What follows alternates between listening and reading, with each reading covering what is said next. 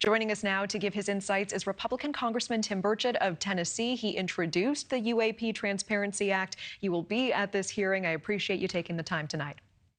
Thank you, ma'am. I want to start with what you expect to hear this Wednesday. Do you think that Americans will learn new information about UAPs, or are you expecting massive revelations on Wednesday?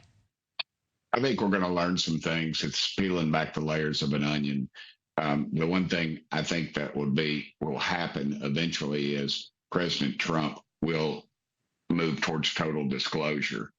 And that's what's going to happen, because it's just going to be some person's word against another. And, you know, we have these government bureaucrats who keep saying that they don't exist, or as you quoted the one just then, saying that we misinterpret. Well, they're misinterpreting then, because their own people are saying we don't know what the heck these things are.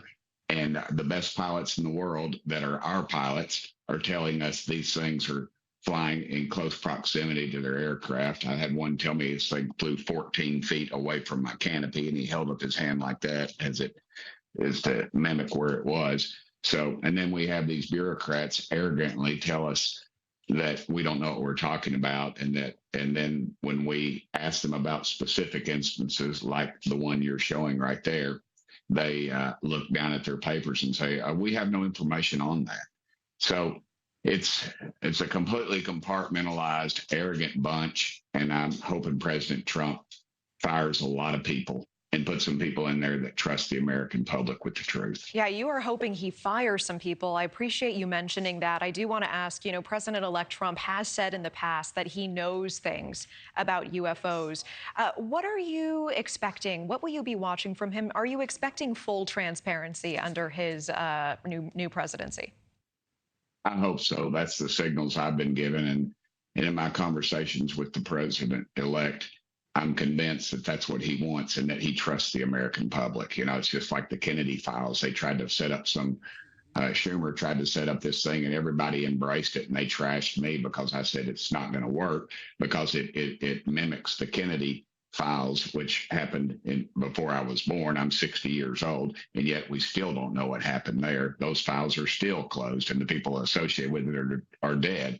So we've got a lot of things to get to. I don't know that this will prove too much, other than that there's more out there and that we're not telling the truth. The admiral that will testify, he has some very compelling evidence that he wants to talk about. And there's no reason in the world for a man like that to lie, because if he, all he's going to do is be ridiculed in the public and by his former peers.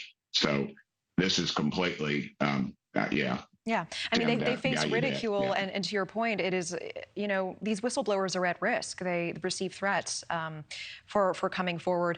I do want to ask you, Congressman, I know you introduced the UAP Transparency Act. You've been championing this for some time. We find ourselves in this moment. Many perceive political upheaval in our country. We are facing foreign wars that need to be solved. People still feeling the pinch of the economy and inflation at home, the border. Why does this in particular matter to you so much? Well, it's in the purview of the committee. We don't deal with a lot of those other things in oversight. We oversee government and cover-ups. And why in the world would we not want to know what we're spending tens of millions of dollars on? The federal government tells us they don't exist in one breath, but then they won't release files. And when they do, they're redacted heavily because they think we're ignorant and they're arrogant. It says everything to do with Washington. It's power, influence, overconfidence, and arrogance, and money, of course, is all wrapped up into this. And if we had an hour, I could probably just scratch the surface. But I'm hoping we'll get to the bottom of this. Chairman Mace is going to be an excellent chairwoman, and she will, I believe, she will not put up with any garbage. And I'm looking forward to the committee. Thanks for watching. Go to joinnn.com to find NewsNation on your screen. And don't forget to click the red subscribe button below to get more of NewsNation's fact-driven, unbiased coverage.